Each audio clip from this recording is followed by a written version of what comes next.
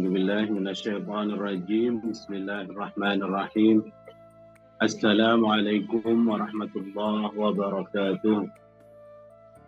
الحمد لله رب العالمين.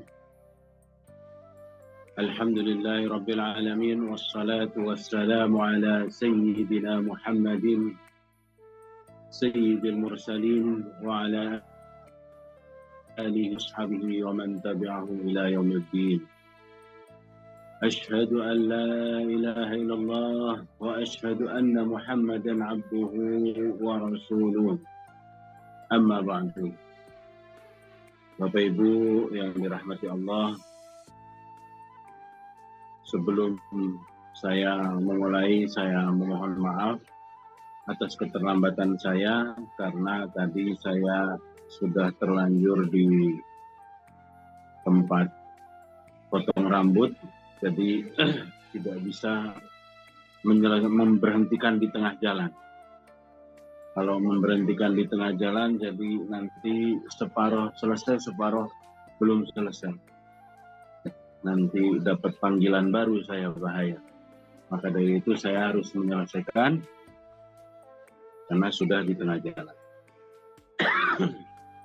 Baik. Ya Fattah, Ya Alim, Ya Razzaq, Ya Karim, iftah alaina bil Qur'anil azim. A'udzu billahi minasy syaithanir rajim. Bismillahirrahmanirrahim. Kita masih dalam awal surah Hud. Surah Hud itu nama salah satu nabi, ya, salah satu nabi di antara 25 nabi yang masyhur, ya, namanya Nabiullah Hud. Surah Hud termasuk surah Makkiyah, terdiri dari 123 ayat. Terdiri dari 103 ayat. Kenapa dinamakan surah Hud? Karena banyak mengisahkan Nabiullah Hud beserta kaumnya. Kisah-kisah nabi yang lain juga ada di sini, diulas kembali Nabiullah Nuh, kemudian Nabiullah Saleh. Nah, di sini yang baru, yang kemarin kita sudah bahas, banyak dibahas di depan, Nabiullah Nuh, Nabiullah Musa, Nabi Ibrahim, Nabi Syuaib, Nabi Lut. Nah, di sini ada tambahan Nabiullah Saleh.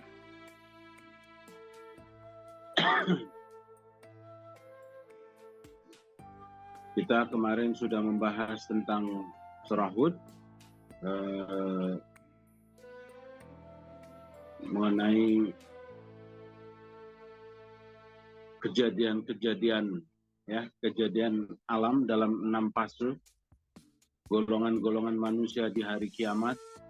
Nah, kita di surah Hud juga akan membahas kisah-kisah mengenai Nabi Hud, kemudian hukum-hukumnya, yaitu agama membolehkan menikmati yang baik-baik dan memakai perhiasan asal tidak berlebihan. Ya. Baik, kita akan masuk penulisan hari ini di halaman 221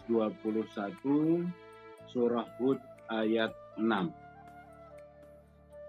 Pas sekali masuk ke juz 12. Tidak terasa kita sudah masuk juz 12.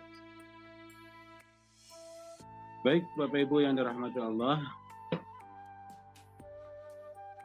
kita langsung saja kita baca surahnya, ayatnya, supaya kita mendapatkan berkah membaca dan paham Quran.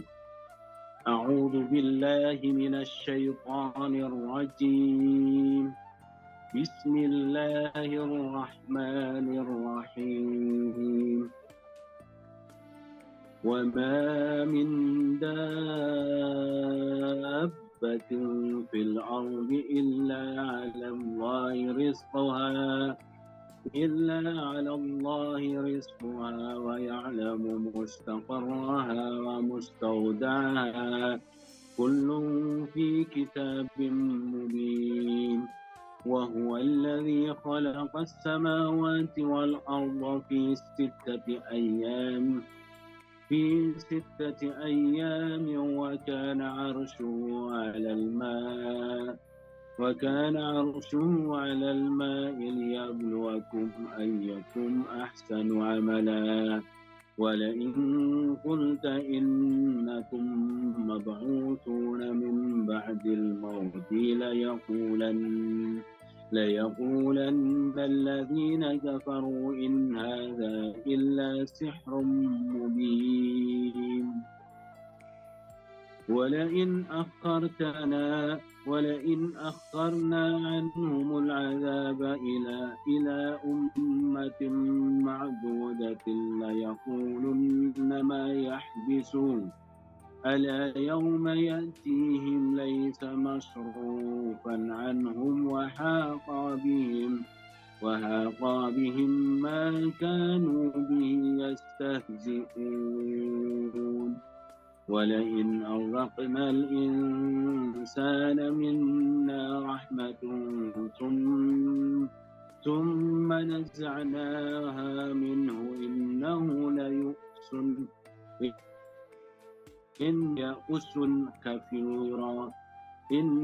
ليئوس كفور ولئن أذقناه نعماء بعد ضراء مسته ليقولن ذهب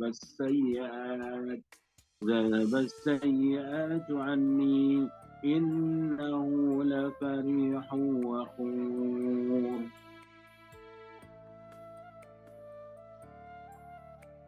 إلا الذين صبروا وعملوا الصالحات أولئك لهم مغفرة وأجر كبير. Bapak Ibu yang dirahmati Allah, Surah Hud ayat 6. Wa ma min dabbatin fil ardi illa 'ala Allah rizquha wa ya'lamu mustaqarraha wa mustawda'aha. Wa ma min dabbah, dan tidak ada satu binatang melata. Dabbah itu istilahnya namanya binatang melata.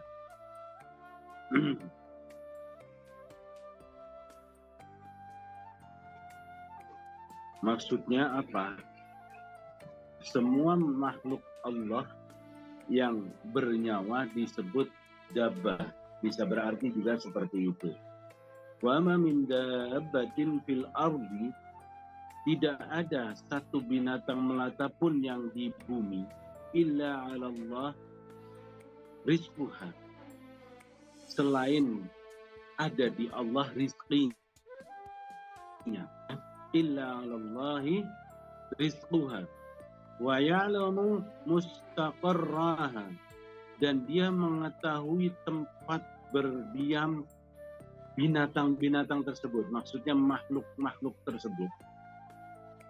Wa mustawda'aha, dan dia juga mengetahui tempat penyimpanannya. Penyimpanan yaitu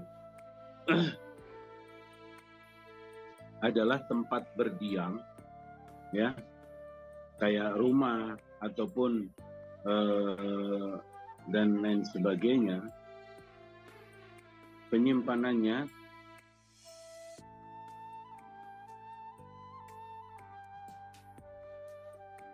mustauda kullu fi kitabim mubin, semuanya tertulis di dalam kitab yang nyata, yaitu kitab yang ada di Lauhul Mahfuz, yaitu Al-Quran, sebelum di kitab yang ada di Lauhul Mahfuz, termasuk di situ kitab takdir apa semuanya. Wa ma min dabatin, tidak ada makhluk, yaitu binatang melata, binatang yang bernyawa, makhluk Allah semua yang bernyawa itu dianggapnya adalah dabbah.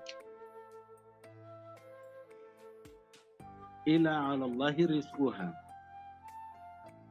rizkinya sudah Allah tentukan. Dan Allah mengetahui di mana ia berdiam. Maksudnya berdiam itu mustaqarrah, di mana ia posisinya ada di manapun. Tidak akan pernah salah memberikan rizkinya. Ya. Dan mustaudaah, dan Allah tahu gudangnya, penyimpanan. Penyimpanan di sini, gudang di sini bisa diartikan sebagai ukhrawi, juga bisa sebagai akhirat. Beberapa penafsir mengatakan bahwa ini lebih ke arah akhirat, atau lebih ke arah mustaudaah itu ditafsirkan tulang sumsum belakang. Ya, ada yang mengartikan begitu sebagai, jadi Allah itu mengetahui penyimpanannya yang terakhir, itu penyimpanannya di mana dia akan ditakdirkan. Maka dikatakan di sini kullu fi kitabim mubin, semuanya sudah tercatat di dalam Lauhul Mahfuz. Ya, di Lauhul Mahfuz. Dari semenjak ada fisulbi, atau di dalam bentuk tulang sumsum yang terkecil. Semuanya tercatat. Wa huwal ladzi khalaqas samawati wal arda fi sittati ayyam. Dan dialah yang menciptakan langit dan bumi di dalam 6 masa atau 6 hari. Ayyam itu hari, atau bisa dikatakan masa. Wa kana 'arshuhu 'alal ma'. Nah, yang sebelumnya dalam surah Yunus dikatakan tsumma stawa 'ala 'arsyiha.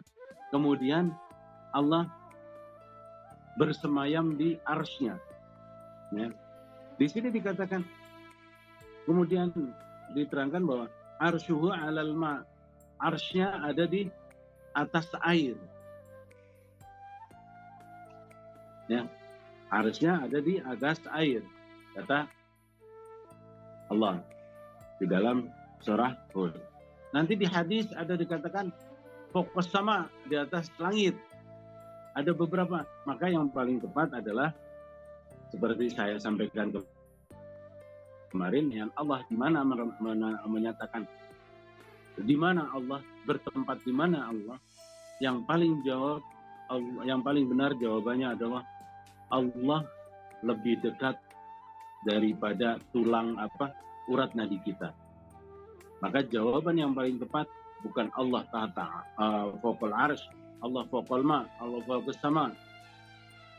Jawaban yang paling tepat adalah Allah ada selalu lebih dekat daripada urat nadi kita. Ya, Bapak Ibu yang dirahmati Allah, jangan salah jawab nanti kalau pada saat ada menanyakan seperti itu. Ya, karena kalau kita sudah menanyakan, sudah memposisikan sebagaimana ayat di sini, kalimat Allah berada di, maka Allah menyerupai dengan makhluknya. Dia membutuhkan tempat, padahal Allah tidak membutuhkan tempat. Ya, Bapak Ibu yang dirahmati Allah, liyabluwakum ayyukum ahsanu amala. Ya, Allah akan menguji siapakah di antara kalian ahsanu amala, yang perbuatannya paling baik, yang amalnya paling baik. Wala in qulta innakum mab'utsuna min ba'dil maut, jika kamu berkata kepada penduduk Mekah, wahai Muhammad, jika kamu berkata kepada penduduk Mekah, ya, wala in qulta innakum mab'utsuna, sesungguhnya kamu diutus. Ya. Oh, maaf. Innakum mab'utsuna min ba'dil maut. Sesungguhnya kamu akan dihidupkan, akan dibangkitkan min ba'dil maut, setelah mati. La yaqulanna alladzina kafaru, maka orang-orang kafir itu akan mengatakan in hadza illa sihrun mubin. Tidak lain, tidak mungkin kecuali ini adalah sihir yang sangat nyata. Dakwah Allah, dakwah Rasulullah suruh mengatakan kepada orang-orang Makkah pada saat itu, ya, dikatakan sesungguhnya kamu akan dibangkitkan lagi setelah nanti kamu dimatikan, setelah mati. Mereka tidak percaya. Mereka akan mengatakan sesungguhnya ini sihir yang sangat nyata, sihir yang sangat besar, tidak mungkin. Walain akharna anhumul azab ila ummatin ma'dudah la yaqulunna ma yahbisu. Walain akharna anhumul azab, dan sesungguhnya jika kami akharna, mengundurkan, mengakhirkan, anhumul azab, azab dari mereka, ya, ila ummati ma'dudah, hingga kepada umat-umat tertentu, umat ma'dudah, kepada waktu yang ditentukan, ya, la yaqulunna ma yahbisu, niscaya mereka akan mengatakan, apa yang menghalangi Allah untuk memberikan azab? Kenapa harus diundurkan? Dengan sombongnya begitu dia. Apa? Ma yahbisu, apa yang menghalanginya? Enggak sekarang aja. Nah, tantangannya begitu. Ala yauma ya'tihim laisa masrufan. Ingatlah di waktu azab itu datang, laisa masrufan. Laisa masrufan anhum wa haqa bihim. Nah, tidak dapat dipalingkan dari mereka. Tidak akan bisa dipalingkan. Dihindari pun tidak akan bisa. Wa haqa bihim, dan mereka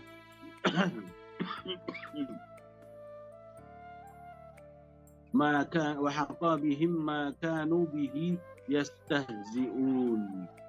Wa haqa bihim, mereka diliputi, haqa bihim, diliputi, mereka diliputi dengan azab tersebut, tidak akan bisa dihindari. Haqa bihim ma kanu bihi yastahzi'un, diliputi dengan azab tersebut, azab yang sebelumnya diperolok-olokkan, yang mereka kenapa nunggu, yang kata mereka, ma yahbisun, apa yang menghalangi kamu, menghalangi Allah untuk tidak menurunkan azab sekarang.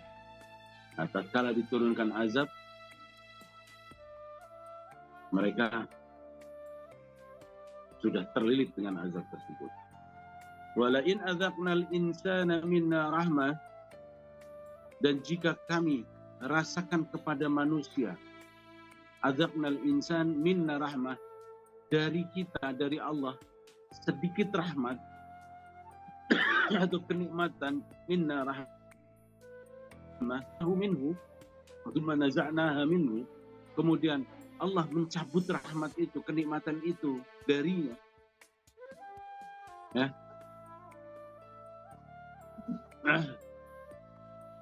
la ya'usun kafur, mereka akan menjadi putus asa, ya. Mereka innahu la ya'usun kafur, mereka akan menjadi putus asa dan akan tidak berterima kasih. Maksudnya apa? Pada saat diberikan nikmat kemudian dicabut, wah, gimana nih? Lupa pada saat dia merasakan nikmat tersebut. Nah, ini hampir rata-rata manusia, kita pun merasakan hal itu. Maka kita harus sama-sama belajar, ya, sama-sama belajar. Maka kalimat di sini ayat 9 surah Hud dikatakan walain adzaqnal insan, bukan dabah lagi. Kalau dabah itu semua makhluk yang bernyawa. Sekarang khusus kepada manusia. Jika kami berikan nikmat, kemudian kami angkat, mereka langsung, wah gimana dong nanti, wah ini dong, aduh. Mereka lupa pada saat dia diberikan nikmat, mereka nggak berterima kasih. Mestinya pada saat Allah angkat nikmat, ya Allah makasih, sudah kau berikan nikmat sebelumnya, walaupun hari yang kau angkat hari ini, siapa tahu engkau akan berikan yang lebih baik daripada ini, karena engkau akan ganti. Berterima kasihlah. La in syakartum la azidannakum. Kata Allah, jika engkau bersyukur kepadamu, maka aku akan tambah. Kemudian inna azabi lasyadid. Tapi kalau engkau memungkirinya, sesungguhnya azabku itu jauh lebih pedih. Ya, maka syukurilah nikmat yang Allah berikan. Nikmat Allah berikan bukan hanya dari harta, benda, keturunan, tapi Allah berikan nikmat dari mulai bisa bernapas dengan nikmat, tidak kena flu, itu pun sudah nikmat. Kena flu sedikit aja, wah susah. Ya. Dari mulai nafas, dari mulai tangan kita bisa mengenggam, dari mulai kita bangun pagi, itu adalah nikmat. Syukurilah yang itu. Syukurilah. Sehingga pada saat Allah berikan kenikmatan itu, Allah cabut, kita tidak menjadi putus asa. Kenikmatan kita masih bisa berpikir. Kenikmatan kita masih, bayangkan orang yang kena rematik, tangannya begini, terus sakitnya minta ampun, nggak bisa. Allah masih berikan kita kekuatan, masih berikan kita kesehatan. Itu nikmat-nikmat yang Allah berikan. Bukan hanya nikmat pada saat kita mendapatkan uang.